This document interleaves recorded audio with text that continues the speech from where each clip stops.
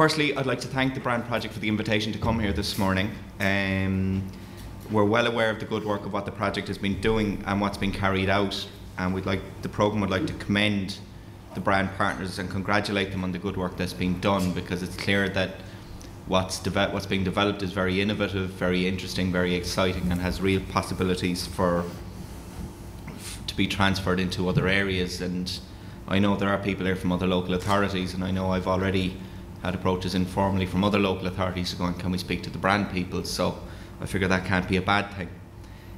I suppose my role here today is to give you a short outline of the context and where the brand project is operating. Again, as Vessel had said, I'm the head of the Ireland Wales programme. We're an EU funding body, and I suppose the wider context of where brand is coming from, it's a wider network of 41 projects covering over 100 different organisations, and it covers almost €50 million of ERDF grant support, ERDF being the European Regional Development Fund. And the idea with these projects is getting Irish and Welsh organisations to work together to respond to common challenges in the area of innovation, skills, climate change and communities.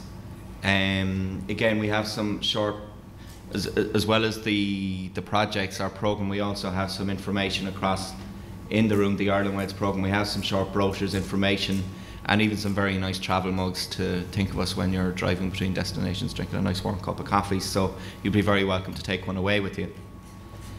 Again, just to put it in an even wider context of where the Ireland Wales programme comes from, of our 50 million, we're, I suppose, a very small drop in the ocean of almost 350 billion across the European Union, 27 countries between 2007 and 13. 200 billion of that goes to convergence or least performing regions, competitiveness regions of almost 15 billion, and then cooperation of 7.8 billion. So this is called European Territorial Cooperation, which is a core part of the EU's regional development strategy. And the idea being that by getting people breaking down borders and getting organisations like these 4 local authorities working together, you can do more by working together than working separately. Again, you'll see convergence, regional competitiveness and European territorial cooperation.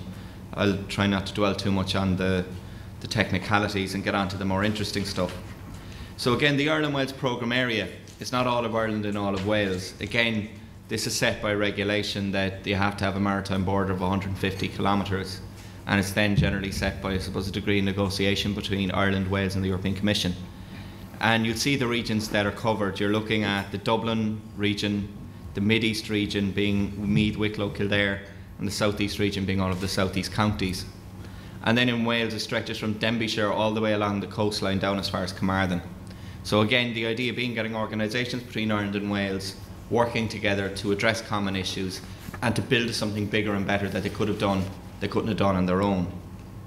And I think today is a key example of that. So again, the programme focus, again, the common challenges are, we've two what we call priorities, and they're broken down into innovation and skills in priority 1, and in priority 2 we've climate change and sustainable regeneration of communities. So again, they're complementary areas. When we sat down and we looked at where could we best focus our investment to get the best results, these are the areas that we came up with. And I'd like to think it's worked reasonably well, all things considered, particularly considering the world we live in today. So how much money do we have to actually implement that vision, if you like, of trying to respond to these challenges and to produce a better region and to influence regional development better? Well, we've €70 million, and about 52 million of that comes from the European Regional Development Fund. And so, in other words, we offer a 75% grant support, which again, in this day and age, is very, very attractive, very competitive, and one of the very few programmes either here in the UK where you will get that level of support. In terms of the essentials, well, what is it really about? Well, in the first instance, at least one Irish and one Welsh partner. And you'd be surprised the amount of people who'd ask, do we need a Welsh partner? Do we need an Irish partner? You'd be surprised, it does get asked. And the idea is about cooperation across borders and addressing common issues. And again, the common issues being, again, the 4 key challenges of innovation, skills, climate and communities. And the idea being that you access information and expertise that mightn't otherwise be available, because again, some organisations might have a particular degree of expertise in an area that you don't have, and vice versa. And the difference it can make to organisations, and the difference we've seen that happen over the last 5, 10 and even 15 years has been quite remarkable. And again, ultimately to improve your local area. So key features of a good project, I suppose this is just our experience of what we've seen over the years, is that firstly a strong partnership. Again, the typical, if you like, gestation period of building a partnership is 8 to 12 months. That's what we recommend to people, because again, if you're going to get involved in a project like this, it's complicated, it's hard work. You need to know that you've got partners and people you can trust, you can work with, that you can depend on and you can rely on. And that's why, again, we insist that you work with our development team. Focused on a few key goals, because again, we only have a budget of 70 million. You can't change the world, so don't try and do everything. Do a few things and do them well. And I think, again, we'll see that again today. Address common issues. In other words, add value, work together, see what you can produce by working together and focusing on your common issues. And build coalitions and networks with key players. So again, nobody acts alone in life. There's always public, private, voluntary organisations that influence your sphere of activity and your sphere of influence. And so we said that you work with those, and again, I think today demonstrates that. Typical partners: local and regional authorities, universities and third level institutions, community groups, trade associations, not-for-profit groupings, and businesses. Businesses more work in the context of working as part of a project as opposed to beneficiaries themselves, but businesses can benefit from this quite significantly. So where's the programme at today? Because people are obviously thinking, maybe I can get some money out of this. We've closed 6 calls for proposals. We've considered 80 applications. That should actually be 97, but we've approved 41 of them. We've allocated 99% of our funding, so essentially there's 0.6 million to be allocated, and that'll be allocated very shortly. So I suppose the bad news is we've no money left. The good news is there's a lot of really good work being done, demonstrating the good work of what's actually happening out there. And here's the proof of it. I mean, so far, the programme has assisted at, again, 792 SMEs. It's created 17 new companies. It's over 138 jobs created. 600 people undergoing training courses, and we hope at least half, if not more, of those will go on to receive formal qualifications. 188 environmental enhancements in terms of people improving their local areas, and 41 cross-border community links between organisations like what we have here today. There's an awful lot of really, really good work going on, and I'm going to give you a few examples in a couple of minutes to demonstrate the range of innovation, the vitality, and just the sheer good work that is actually happening. So again, we have 41. We have 25 in our priority 1 in our innovation and skills area, and we have 16 in the climate change and communities area. And that roughly affects the budget of a 60-40 split between priority 1 and priority 2. So again, some of the logos gives you an idea of some of the names. If you're looking for more detail, again, they are on our brochure, which will give details of the websites, or else feel free to have a look at our own programme website, irelandwales.ie, which will actually give you quite detailed information on all of the different projects. It gives you website addresses, contact details, anything you want you're looking for there. If it isn't, there's a means to go and find it. So again, EcoGel. Looking at particularly the banner we have here today, and knowing the situation of the towns, and knowing the fact that the Irish Sea sits between us, I thought I'd try and come with a couple of striking projects, and those that might be interesting or relevant to the audience here this morning. So again, the EcoGel project, that focuses on the threats and opportunities of the growth in the jellyfish population in the Irish Sea. And you might go, the jellyfish population, what's the point of that? Well, the reason for that is that there's been a massive growth in jellyfish in the Irish Sea and right around the world over the last number of years. And it's believed strongly to be a kind of a harbinger or an indicator of climate change. And the types of jellyfish that are being seen in the Irish Sea and being washed up on beaches are coming from places as far south as Portugal. And this is the reality of where we're at the moment. And it can injure people, it can cause illness, and it can close beaches. So it has a real impact on economic activity. So it's not just an indicator of the health of the Irish Sea. This is, again, it's a multifaceted issue. And strangely enough, there's actually also an opportunity there. Apparently it's a delicacy in Japan. So if you have a load of them, if you can find a way of boxing them and exporting them and getting people to eat them, you know, So again, it shows the kind of the range of innovation and the imagination that's there, and the partners in the project are University College Cork and Swansea University, and they're in receipt of about €750,000 over a 4-year period. And again, just to give you an idea of the areas of activity, they're doing, I suppose, 3 main areas: ferry surveys, aerial surveys. They're looking at areas where they could possibly harvest them, looking at ecotourism, and they also are getting into the sea, as per this guy, and they're also tagging them. So, because basically when the tags wash up, you can actually spot, and basically you can work out what they do and where they do it. So it seems esoteric, but it brings science to life, and it's an issue that's there. And again, particularly for local authorities with beaches and things, it's a very real issue.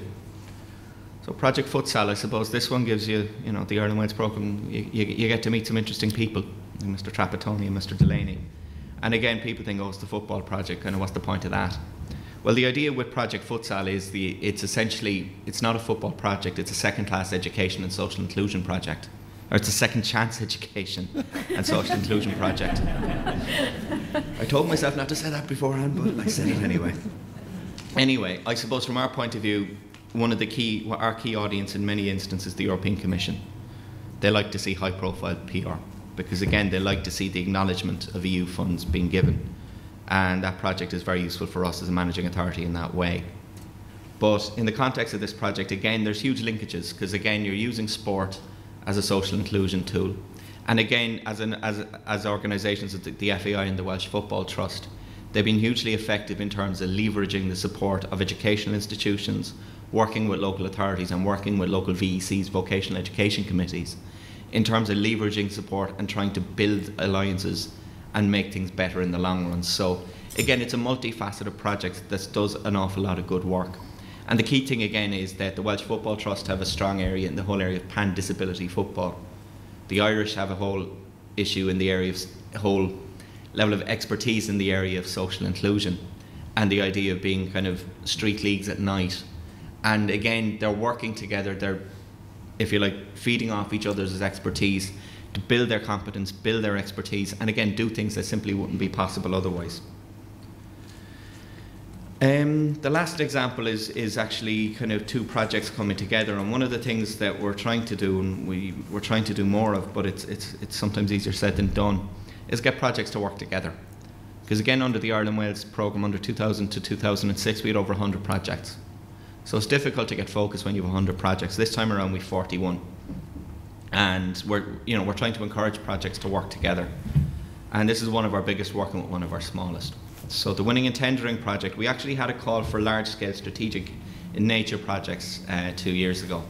And this is a new departure for us. There was one project called Winning and Tendering focusing on the whole area of trying to get SMEs accessing public tenders and basically trying to drive competitiveness in the area. The other one is Smart Coast Sustainable Communities, focusing on water quality, which is being heavily done in the Dargle River and down in Bray.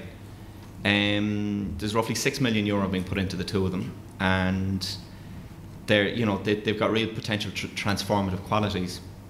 So in the case of the Action Project is being run in Waterford by a small rural development organisation called Dunhill Rural Enterprises. They're essentially a social body, yet they've managed to create 150 jobs by bottom-up community development in County Waterford.